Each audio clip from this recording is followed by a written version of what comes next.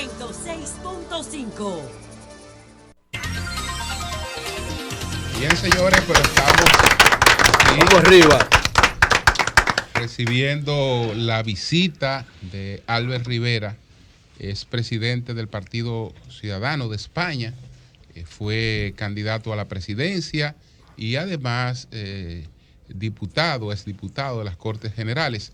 Él ha sido invitado al país por País Posible, que encabeza el ingeniero Milton Morrison, y justamente vamos a dejar que Milton nos haga la introducción de la presencia de Albert Rivera en la República Dominicana y en qué actividades estará participando. Buenos días, Milton. Bueno, muy buenos días, como siempre, un placer estar aquí en este prestigioso programa. Bueno, fundamentalmente, Julio, Albert se encuentra aquí en la República Dominicana para agotar toda una agenda desde el punto de vista profesional, académico y también algo político, aunque él está retirado de la política, pero es muy difícil para él desvincularse y poder tratar temas donde él fue un actor fundamental. El miércoles próximo, él va a tener una conferencia que se llama Liderazgo en tiempos de crisis, auspiciada por el partido País Posible. Eso va a ser a las 6 de la tarde en el Pabellón de la Fama del Centro Olímpico, pero también agota una agenda de visitas importantes donde en el día de mañana el presidente del Senado, Eduardo Estrella, lo estará recibiendo en el Congreso para abordar algunos temas, y el señor presidente de la República, Luis Abinader, lo recibe mañana en la tarde, entre otros encuentros que va a tener, pero una agenda donde también va a tener intercambios académicos con jóvenes para contar su experiencia, porque estamos hablando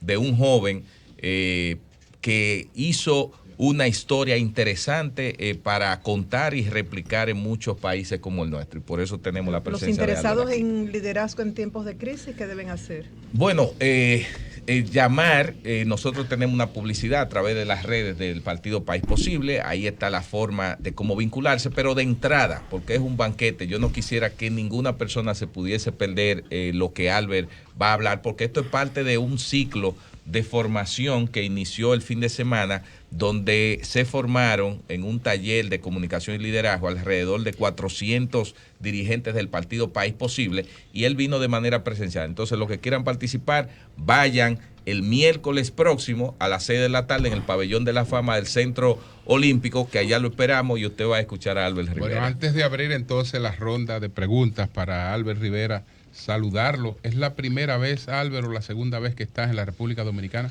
Bueno, es la tercera, de hecho, ¿no? Lo que pasa que es verdad que en mi etapa institucional o política, pues no tuve el honor de estar a nivel institucional, sí que lo hice en algunos otros países de la región, y sí que lo estuve a nivel personal, pues como muchos españoles, ¿no? Que este país es un país querido y un país además con vínculos muy fuertes, por tanto a nivel empresarial como a nivel cultural, y yo que siempre he defendido la potencia de la región iberoamericana, ¿no? como nuestra Commonwealth, ¿no? de los que hablamos el español, de los que tenemos una lengua común, de los que defendemos una forma de vivir y de entender el mundo común, pues siempre me apasiona mucho la región y en particular República Dominicana, y es un honor estar aquí de nuevo.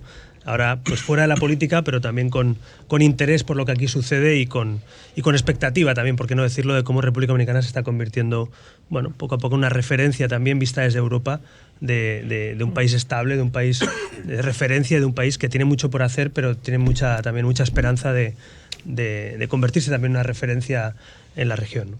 A propósito de lo de fuera de la política, quisiera empezar con algunas cosas que plantea don Mariano Rajoy en un libro que está inspirado en gran medida en Albert Rivera y en Pablo Iglesias, porque son ellos el hilo conductor de esa... No, y en el título también los alude indirectamente. De esa obra. Entonces habla de política para adultos. Este es don Mariano Rajoy. Echándole una vaina a ellos. Entonces, Albert desde que vio bueno, el libro... Yo con 42 años me siento bastante adulto. Desde que vio el libro me regaló el... Me regaló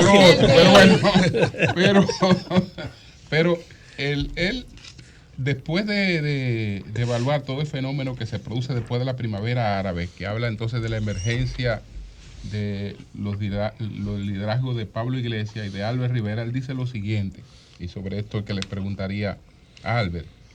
El momento no podía ser más tentador para entrar en profundidad en el fenómeno, o acaso sería más adecuado para decir o hacerle la autopsia. Pablo Iglesias estaba a punto de saltar del gobierno para intentar defender la supervivencia de su partido en las elecciones autonómicas de Madrid, y el deterioro de su imagen pública era indiscutible y galopante. Su popularidad declinaba de manera acelerada, como antes le había ocurrido a Albert Rivera, que abandonó la política por la debacle de su partido en las elecciones generales de noviembre del 2019. Iglesias y Rivera encarnaban el final inapelable de aquella nueva política que tanto entusiasmo había cosechado años antes. Ambos hicieron grandes carreras al rebufo de una ola de descontento e insatisfacción general, y ambos creyeron que podrían sustituir a los viejos partidos mayoritarios afianzados a lo largo de nuestro casi medio siglo de historia democrática. Sin embargo, sus estrellas políticas eran volátiles y se apagaron con la misma celeridad con que prosperaron. Y por ahí él sigue, y a cada momento de la obra lo va recordando un poco, aunque va tratando algunos temas, de vez en cuando vuelve a ustedes.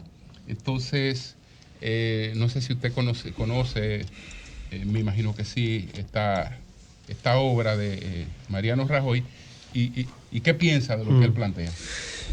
Bueno, en primer lugar, para mí es un elogio, ¿no?, que un expresidente de España dedique parte de su obra, de sus memorias, con un hilo conductor implícitamente, ¿no?, dedicado a lo que hemos hecho otros, ¿no? Me parece mejor que hablen de uno, ¿no?, que hablen, aunque sea mal o bien, pero que pongan bien tu nombre, ¿no? Dicen, o sea, en todo caso está bien. Y segundo, sí que le pondría un matiz a eso que decía. Porque él dice que comió muy bien en su casa. La vez que usted lo invitó, él comió muy bien allá con él y su esposa. Por eso podía.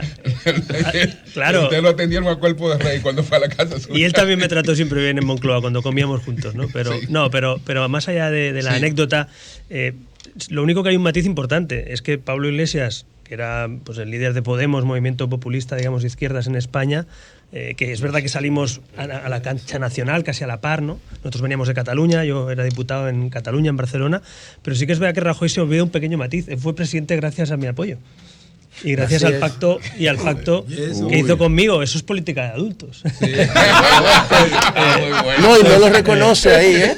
No, pero es verdad que está bien, y él lo reconoce, y yo también en el libro, pues mutuamente, sí. Yo digo que fue una relación de menos a más, porque empezamos muy enfrentados, porque yo era de otra generación, muy duro yo, y mi partido, Ciudadanos, fue muy duro con la corrupción. Mariano Rajoy se vio salpicado de su partido por casos de corrupción muy graves, y por eso crecimos también, por los errores de los demás. O sea, uno en la vida tiene que saber por qué crece o por qué hace las cosas con éxito, y cuando uno saca buenos resultados tiene que ver con tu buen hacer, Julio, y con el mal hacer de los demás, ¿no? Albert Rivera es presidente de Ciudadanos. Desde aquí le dimos mucho seguimiento a toda su carrera y a Ciudadanos, pero siempre apoyando a Podemos, siempre valorando el trabajo de ustedes. Apoyando a Pablo. Albert, que está retirado también. Albert, se pronosticó el fin de la historia y el fin de las ideologías. Se anunció la ciudadanía global. Y la ruptura con las fronteras. Se teorizó mucho políticamente sobre eso, pero tú fuiste protagonista de un momento que está viviendo ahora España, donde está pasando todo lo contrario, donde los países más fuertes democráticamente tienen un debate político cada vez más ideológico, y tú fuiste protagonista de una definición casi exacta del espectro político. La ultraderecha identificada, la derecha identificada, el centro al que tú perteneces identificado, la centroizquierda identificada con el PSOE, la izquierda más radical con Podemos. O sea, en vez de terminarse las ideologías, lo que estamos viendo en Europa es que ahora lo que se está fortaleciendo el debate ideológico y los posicionamientos del espectro. ¿A qué se debe esto? Bueno, hay muchos aspectos globales, ¿no? La polarización política no es un elemento español, ni iberoamericano, ni siquiera es mundial. O sea, lo hemos visto con un presidente como Trump, o lo hemos visto en las elecciones francesas, que a pesar de ganar Macron, que es de mi espacio, digamos, ideológico, de mi familia liberal europea, pero la derecha más dura, la derecha de Le Pen, ha sacado un 42% del voto. O sea, sí. Es decir, estamos hablando de una polarización importante, ¿no? Ese fenómeno es imposible analizarlo con visión local, hay que analizarlo con visión global, ¿no? Es una tendencia, por decirlo así. Ahora, dicho eso, yo tengo la opinión de que hay mucha ficción en esa polarización, y que en realidad la ciudadanía y la sociedad pide más soluciones, más políticas concretas, mejor gestión y en realidad creo que la sociedad está menos ideologizada de lo que estaba. Lo que pasa es que la política se retroalimenta. Y para que los extremos convivan tienen que tensar la cuerda. Y para que los viejos partidos consigan que los nuevos desaparezcamos o cometamos errores, tienen que volver a la ideología izquierda-derecha. Es decir, para mí el eje izquierda-derecha en pleno siglo XXI está superado, sinceramente. El eje izquierda-derecha, no digo las ideas, digo separar a la gente como ¿no? por etiquetas de usted es de derechas o de izquierdas. Oiga, pues mire, yo en algunas cuestiones, siendo liberal, en materia educativa, sanitaria, social, pues seguramente estaré cerca de algunas posiciones más progresistas, y en materia de seguridad, en materia económica, en materia fiscal, pues estaré en políticas más liberales, ¿no? Entonces,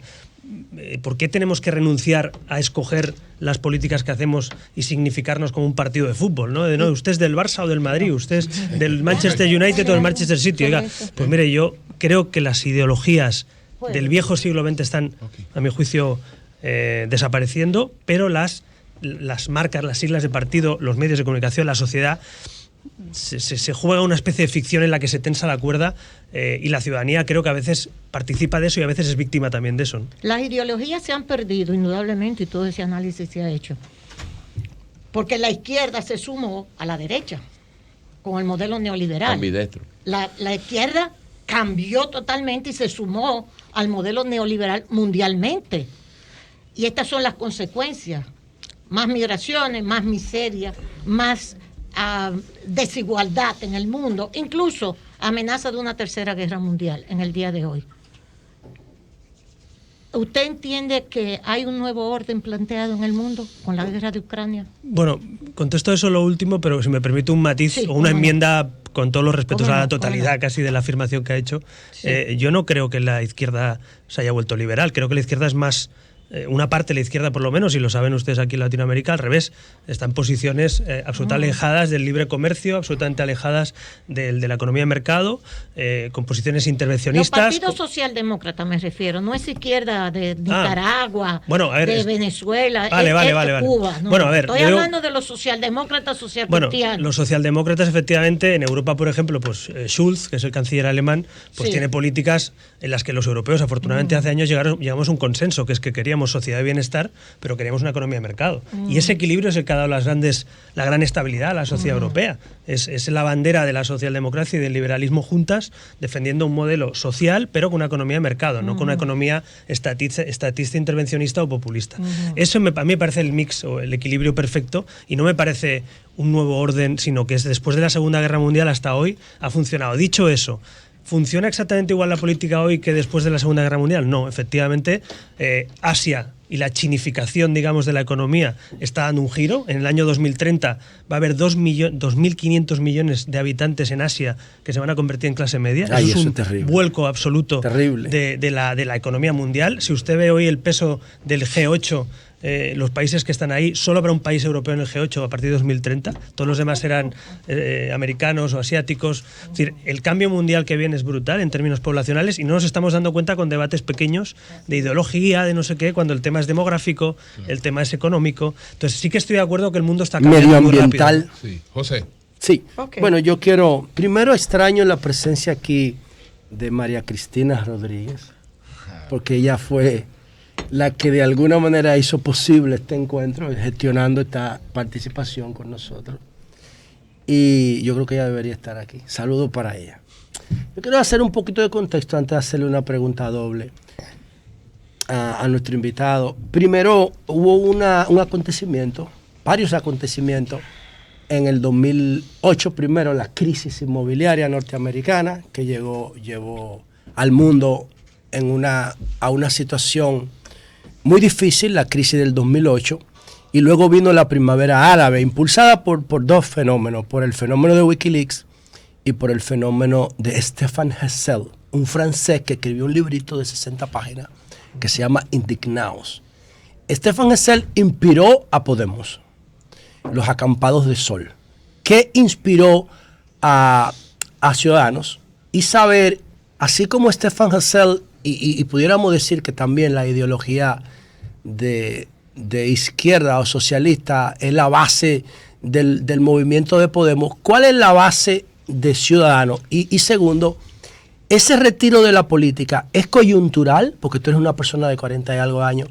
Ese retiro es coyuntural, porque uno nunca se retira de la política. Yo soy político, quizá tú te retires de la parte electoral, pero de la política como actividad intelectual es muy difícil, académica y social. ¿Ese retiro es definitivo o es provisional? En cuanto a lo primero, nosotros nos fuimos a los clásicos. Los clásicos en nuestro ideario, cuando definimos el ideario de Ciudadanos, que además yo tuve el placer con 2 o 3 intelectuales más de definirlo, no digo por mí los intelectuales, sino por los que me acompañaron, lo definimos con los valores de la Ilustración. Como el neoclásico, hay que volver a los clásicos. La igualdad, la conservadurismo. No, que conservadurismo. O sea, no hay nada más valioso hoy que la libertad, no hay nada más valioso que la igualdad de oportunidades, no hay nada más valioso que la fraternidad, no hay nada más valioso que el Estado de Derecho, que la separación de poderes. Volvamos a los clásicos, pero comunicando de manera diferente, acercándonos a la ciudadanía, creando un mundo global y no un mundo de naciones, sino un mundo donde todos tengamos beneficios y participemos. Pero los clásicos combinados con el siglo XXI, con la tecnología, para mí es el mix en el que Ciudadanos se inspiró y nació. Es decir, oiga, modernidad en todo lo que es comunicación, tecnología. Nacimos en la red, nacimos con un manifiesto en Internet. No hay nada más contrario a los clásicos de la política que nacer en un manifiesto en Internet, porque todos nacían en un partido político. Pero, en cambio, defendemos eso. Macron ha ganado las elecciones en Francia, o lo que está haciendo Zelensky en Ucrania. Zelensky está comunicando de una manera absolutamente distinta y mucho más fresca y mucho más dinámica, pero está reivindicando la pertenencia a unos valores occidentales, el respeto a la unidad territorial, los grandes occidentales que hay que ponerlos en cuestionamiento. Bueno, yo desde luego prefiero los valores occidentales que los que representa Putin, claro, eso lo tengo clarísimo. Lo entendemos. Entonces, por eso te hablo de por eso digo que yo prefiero lo que representa Zelensky que lo que representa Putin. Entonces, dicho eso, y la OTAN también. Bueno, pues yo también prefiero la OTAN desde luego y prefiero estar. Sí, lo sabemos. Sí, yo lo defiendo además a mucha honra. Prefiero una organización basada en democracias occidentales que estar en manos de Putin o en manos de China o en manos de autarquías o de autocracias, peor todavía. Entonces, ahora mismo resulta que estamos económicamente en manos de una potencia mundial con 1.300 millones de habitantes, que es una dictadura, o sea, un capitalismo disfrazado de dictadura, una dictadura disfrazada de capitalismo, que es China, y en manos la electricidad, la energía de Europa en manos de un sátrapa como Putin. Con lo cual, oiga, llámeme clásico, yo prefiero Occidente y prefiero los valores de la civilización. Y los valores de la civilización son los de la Ilustración. O sea, no son civilizados. Digo, espérate, hombre, ¿por qué me estás respondiendo la pregunta a mí? Vamos a hacer elogios ahora del régimen político de China, no me diga eso. Con relación al tema antes del retiro, con relación a eso, está bien, uno entiende que China tiene un partido único, que Putin es una autarca, lo que sea, pero Estados Unidos no es fácil. Estados Unidos tiene base en tu país. Estados Unidos tiene bases militares. Claro. ¿Qué tú opinas de eso? Yo estoy a favor. No, pero él tiene que responder. Julio, pero tú citaste un libro. ¿Cómo tú me vas a decir a mí lo que yo voy a preguntar? No, espérate, yo le estoy haciendo una pregunta y no me ha terminado de preguntar. No me digas eso, hermano, que vamos a respetarlo. No, es que tú no puedes hacer eso. Tú me tienes que decir a mí que no le pregunto esta pregunta, pero no me hagas eso, papá. Además, no, así no. Bueno, pero espérate, así no. ¿Sabes? Repasa que mi respuesta además es muy fácil, que sí, que estoy a favor. Es decir, que no tengo ningún. ¿Tú estás a favor de que Estados Unidos tenga base? Yo dije eso porque él se empezó a discutir con Consuelo en mi pregunta. ¿Tu retiro es definitivo o es coyuntural? Bueno, mire, si yo dijera que no es definitivo, sacarían titulares hoy en mi país diciendo que vuelvo a la política, con lo cual es definitivo. ¿Es definitivo? Claro, es definitivo porque en la vida, en la vida usted sabrá que hay pocas cosas, ¿no? Cuando uno se hace mayor solo está la muerte. Pero dicho eso, no quiero volver a la política en activo. Otra cosa es que académicamente estoy liderando un instituto en la universidad o que pueda dar una conferencia o que pueda colaborar incluso con proyectos políticos de otros países o con los que estoy encantado de formar, de preparar, de transmitir conocimientos que haya tenido en mi experiencia. Pero en la línea política candidato a la presidencia del gobierno, no. Pedro. Albert Rivera, bienvenido a la República Dominicana. Qué bueno y qué pena que te hayas retirado tan joven. Podemos estar de acuerdo en la línea ideológica, pero que la juventud aporte al nivel que lo hiciste, eso es muy importante para las presentes y futuras generaciones. Tú te declaras antimonárquico. ¿Tú crees que llegó el momento de que España dé el primer paso para eliminar ese régimen 1? 2, ¿por qué? ¿Qué visión tú tienes del liderazgo tuyo y del liderazgo de Pablo Iglesias? ¿Fue coyuntural? ¿Fue fruto del populismo? ¿De un sentimiento momentáneo que, como dice Mariano Rajoy, no pertenecía a los adultos que hacen política? Y ese retiro tuyo ¿Por qué? Bueno, en cuanto a lo primero, un matiz importantísimo. Yo no me he declarado antimonárquico, lo que he dicho es que soy constitucionalista, defiendo la Constitución española y la Constitución española puede cambiar el modelo de Estado. Por tanto, en nuestro país y nuestra Constitución es tan avanzada que permite que una mayoría reforzada, obviamente, no una mayoría simple, pero una mayoría reforzada pueda plantearse en cualquier momento el cambio de régimen, ¿no? Ahora, dicho eso, Felipe VI no es el problema de España, es un gran jefe de Estado. ¿Qué se necesita? Perdón, ¿a qué tú le llamas mayoría reforzada? Bueno, nosotros le decimos mayoría cualificada. Hay una mayoría cualificada, efectivamente, de 2/3, tiene que desconvocarse, tienes que convocar elecciones para ratificar ese resultado, es decir, hay una mayoría reforzada para hacer ese cambio.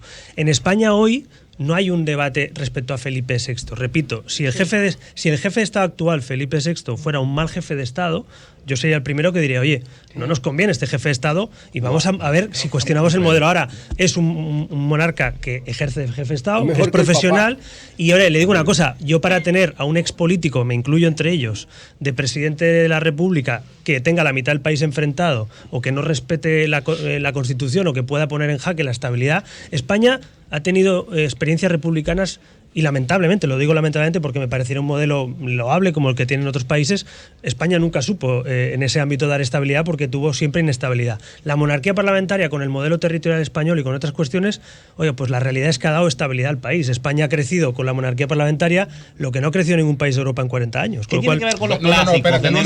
Vamos a ver, hay otra pregunta. En cuanto a pero que estamos con Pedro y la pregunta de Pedro. Una respuesta y pero se lo dice alguien que no es monárquico. Lo digo, claro. Pero se lo digo, de los 10 principales países con más políticas sociales y con más libertades en el mundo, la mayoría de ellos, por lo menos en Europa, son monarquías parlamentarias. Está Holanda, está Bélgica, está España. Es una realidad. Y no se lo dice alguien que esté ahí defendiendo una visión tradicionalista. Quedaron dos partes. Primero, el liderazgo tuyo y de Pablo, que prácticamente los dos se retiraron del escenario político. ¿Qué pasó ahí? ¿Por qué anunciar ese retiro? Y si ese liderazgo tú lo consideras que fue coyuntural, obedeció a un tiempo y un espacio. Bueno, desde luego lo que hoy en día lo que antes eran 20 años, estaremos de acuerdo que hoy es fugaz y en 4 años pasan más cosas que en 30 años antes, ¿no? Entonces, yo empecé en política en el 2006 y me retiré en el 2019. 13 años en la vida política actual es como 40 o 50 de antes, ¿no? Va todo rapidísimo, ¿no?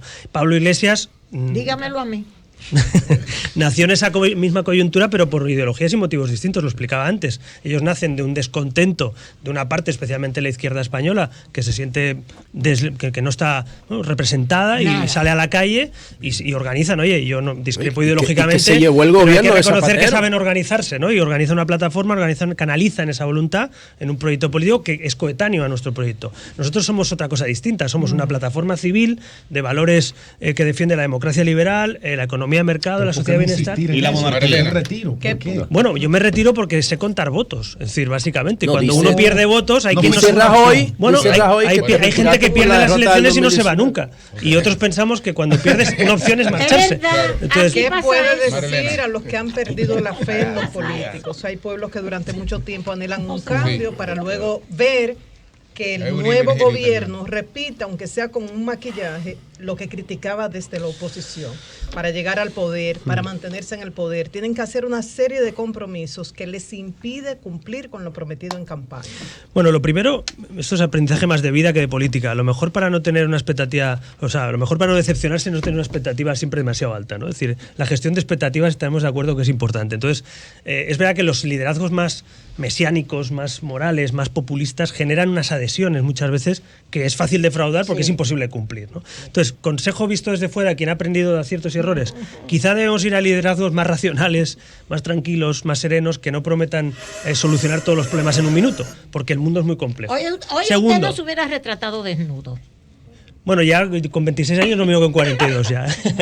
En todo caso, yendo a la pregunta, la otra, participar en política. Mire, yo no voy a decirle a la gente que no crea en política porque yo he creído y creo en la política, que es una actividad noble. Otra cosa es que haya políticos, como en todos los ámbitos profesionales, que no cumplan con eso. Otra cosa es que hay gente que decepciona, gente corrupta. pero yo creo que la política es necesaria, porque si no haces política la hacen por ti. Entonces, si no participas, otros lo hacen por ti. Yo decidí participar con una plataforma nueva en España. Aquí hay partidos, aquí hay uno de sus representantes y otros que han decidido montar plataformas y participar legítimamente. Yo invito a los jóvenes a que no se resignen, que participen. Ahora bien, creo que la gestión de expectativas, repito, es fundamental. Si pensamos que todo se cambia en un minuto con discursos populistas, evidentemente te decepcionas en un minuto. Entonces es mejor no... Señor Rivera, yo quiero hacerle una pregunta sobre 4 líderes políticos importantes. ¿Cuál es su opinión? El primero, el presidente de El Salvador.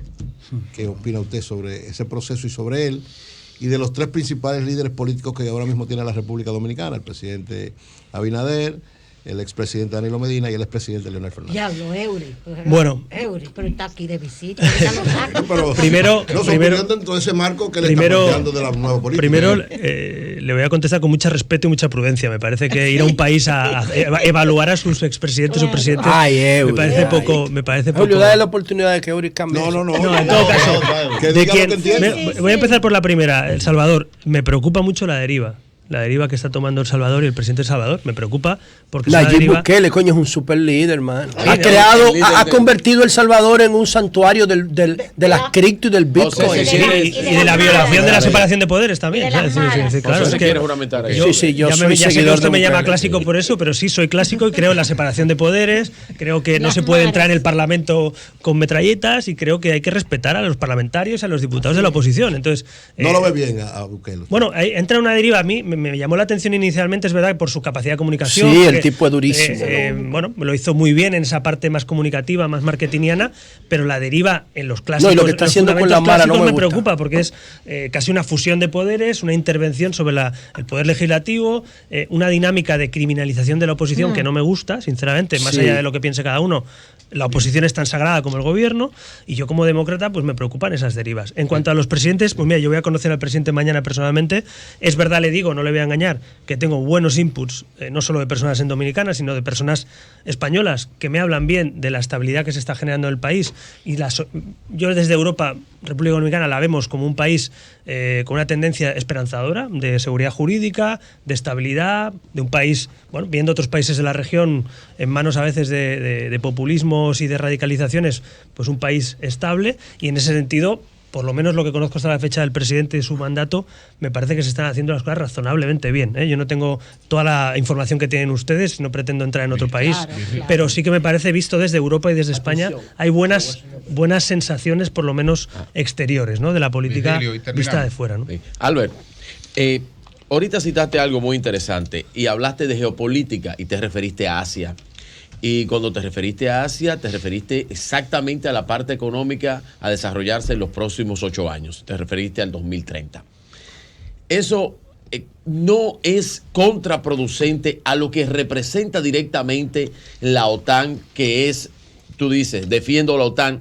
No es contraproducente defender una OTAN de cara a los próximos 8 años cuando tú entiendes y determinaste y entiendes que es así, que el Oriente va a ser el nuevo punto geográfico de poder del mundo. La OTAN, que sigue siendo una especie de dominio norteamericano en Europa, es lo mismo que hace la OEA con, bueno, que ahí hoy, bueno, Nicaragua, que no es un buen ejemplo, porque no es un buen ejemplo para ninguna parte del mundo, sale de la OEA y quiere salir, y muchos países dicen que esto representa el imperialismo.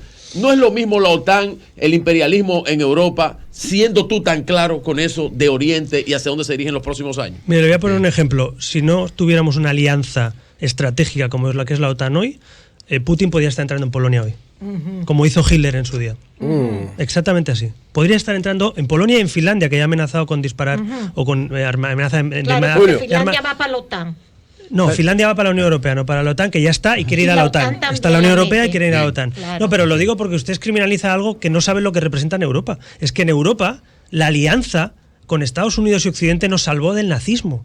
Es que la alianza de Occidente... la Unión Soviética salvó el mundo del nazismo. Más de 20 millones murieron. La opinión de Albert, la de él. Perdone, el comunismo... No, es la opinión de él, que es así, sí. Bueno, discrepo de usted. Lo peor que 20 millones él está dando la de él. No, 20 millones no. Más de 20 millones murieron. Voy. Bueno, adelante. Sí. ¿Cuántos millones de asesinatos cometió el comunismo en el mundo, igual que el nazismo? Son dos ideologías tema no tiene perversas. Adelante. Mira, Albert, si me dejan a cabo. Termina tu idea. Son ideologías perversas. No, que digo que aquí, o sea, yo no voy a permitir en una mesa que se haga apología al comunismo porque me parece igual de mal que la apología al nazismo. Parecen ideologías que han matado a millones de personas en el mundo, o con disparos o con hambre, los han matado. Entonces, a mí personalmente la OTAN y la Unión Europea representan lugares comunes para defender valores democráticos. Desde el sentido económico. Entonces, dicho eso, visto con lo que decía usted de China y de Asia, que es verdad, hoy por hoy tenemos es que muy cerquita de lo que vivimos algunos en Europa, que defendemos la Unión Europea. Sí. Yo he estado viviendo en Finlandia, yo he estado estudiando en la Universidad de Helsinki. Yo sé lo que es y lo que ha vivido ese país, precisamente por la amenaza que tuvo primero con el comunismo, que tuvo que luchar en la Segunda Guerra Mundial también con los nazis, que luego fue invadida por Rusia durante un siglo. Es decir, cuidado, la Unión Europea es un tablero donde precisamente la OTAN ha jugado una posición de estabilidad durante mucho tiempo. Dicho eso, ¿va a cambiar el mundo? Claro, Asia va a ser el centro del tablero mundial, no va a ser Europa, no va a ser Estados Unidos. En los próximos 20 años el tablero se va a desplazar hacia Asia y eso llevará a cambios en las organizaciones internacionales, claro, en la ONU, en la OTAN. Claro que va a haber cambios, por supuesto, y yo creo que hay que adaptarse a los cambios. La conferencia que hoy y mañana habla de cómo los liderazgos tienen que adaptarse en tiempos de cambio, por supuesto, pero si me preguntan hoy en 2022 si creo que es necesario que Europa y el Occidente se defienda frente a los que quieren invadir países en pleno siglo XXI, por supuesto que hay que defenderse. Con relación, le voy a hacer una pregunta que no tiene que ver nada con política. Breve. Sí, es lo que ha hecho Putin. Breve, mire. Ustedes durante, qué sé yo, todo el siglo XX nos influyeron culturalmente con sus baladas pop y todas sus cosas. A mí me gustan mucho las que son más rock. La de Camilo VI no me gustan para nada. Miguel Herrillo, ¿te gusta? Sí, me gusta Mecano, me gusta... Y bueno, lo que voy a decir ahora. Ahora resulta que nosotros estamos influyendo a la artista española más influyente de los últimos años, que se llama Rosalía. Primero, tú no sabes si Álvaro oye eso. Bueno, pero yo me perdona, Rosalía es una referencia mundial y es de Barcelona. ¿Qué opinión tienes tú desde tus perspectivas ideológicas sobre el fenómeno de Rosalía y cómo ella trata de disrumpir todo lo que ha sido la cultura tradicional española con esta música influenciada por el rap y el dembow latinoamericano? Bueno, pues aquí con más prudencia todavía que opinar de política, que es opinar de música y de cultura, pero le debo decir que me parece una persona que está entendiendo el mundo un paso por delante, seguramente que muchos otros artistas, y usted sabe que los genios son criticados muchas veces por cambiar las cosas, por cambiar las reglas, ¿no? Rosalía está cambiando las reglas porque está fusionando estilos y porque hay quien la ha situado en el pop, en el rap, en el flamenco, es una poco de todo y un poco de nada. Entonces, yo creo sinceramente que es una artista internacional reconocida, que tenemos la suerte de que es española y lo está haciendo a nivel global y sin pedir permiso. Y a mí me parece que la gente valiente, la gente que innova, la gente que cambia las cosas es líder o lideresa. Tú la consumes y hay una canción de ella que a ti te marque. Yo tengo 10, 15. Hay una que a ti te marque. O sí, pero mira, artista que le gusta, pues no lo segmente a Rosalía. Claro, te iba a decir, es que me parecería también injusto con los genios que tenemos en español y en España solo en un artista. Pero en todo caso, reconozco en Rosalía, igual que en otros artistas, pues esa capacidad de innovación, esa capacidad de no preguntarse por qué las cosas se hacen de una manera u otra, se hacen como crees que hay que hacerlas. Vamos a reiterar la invitación entonces para la conferencia, Milton. Así es. Bueno, el partido País Posible reitera la invitación para el próximo miércoles 6 de la tarde, Pabellón de la Fama del Centro Olímpico, una conferencia. O sea, mañana. Mañana. Liderazgo en tiempos de cambio. Sí, a las 6 de la tarde. Albert Rivera, un banquete que no se pueden perder. Bueno, pues señores, muchas gracias. Muchas gracias a Albert Rivera por esta conversación tan interesante. Muy interesante, y en ocasiones de apasionada. Ya ven que yo me sumo.